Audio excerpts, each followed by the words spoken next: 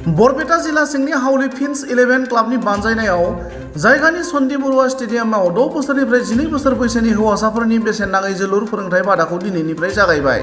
दिनैनि समाव सोलोंथाइजों लोगोसे गेलेमु बिथिंनि गेजेरजों सासे सुबुङा बुहुमाव मिथिसार जानो हानायजों लोगोसे जिउ खांनाय राहाखौ मोननो हायो।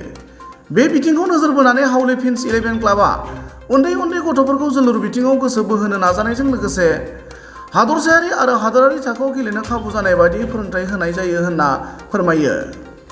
गुबुन फारसेथिं हाउली फिन्स 11 क्लाबनि बानजायनायजों दिनैनिफ्राय जागायनाय जोलुर फोरोंथाय बादायाव बाहागो लानोब्ला 842-818408 एबा 6000954641 मबाइल नम्बराव जगाजग खालामनो हागोन होनना मिथिहोनायजों लोगोसे हाउली फिन्स 11 क्लाबनि आफादगिरि मन्टु नाथ आरो हादरारि थाखोआव सोलोंथाइ मोननाय जोलुर फोरोंगिरि भुपेन कलिताया ओरैबायदि फोरमायो।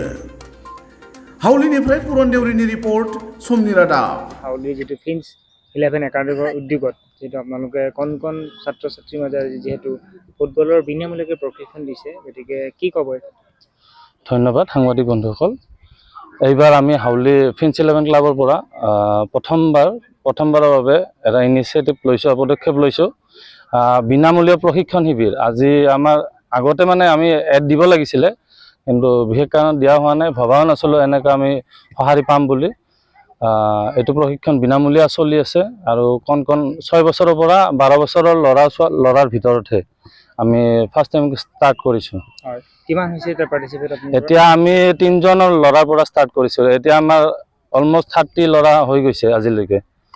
কিছুমানে কেতিয়াবা গেপ মাৰে, কিয় টিউশ্যন থাকে, কিবা থাকে আবেলি, তেনেকুৱা আৰু। এটা টিকঠা অঞ্চল নেকি হাউলী নে অন্য বেলেগ ঠাইৰ পৰা আহিছে?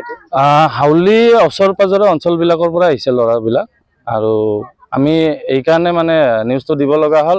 আৰু কণ ল'ৰা ছোৱালী বাহিৰত আছে যিবোৰ খেলিবলৈ ইচ্ছা যায়, ক'তো জেগা নাই খেলিবলৈ, তো সেইকাৰণে আমি নিউজৰ ফালে আহিব লগা হ'ল। আৰু মোক এইখন সুবিধা দিয়াৰ বাবে প্ৰথমতে 3জন ল'ৰাৰ পৰা ষ্টাৰ্ট হৈছিল এই প্ৰশিক্ষণ কেন্দ্ৰটো, আৰু এতিয়ালৈকে 30 দিনৰ মূৰত 27জন আৰু বৃদ্ধি হৈছে।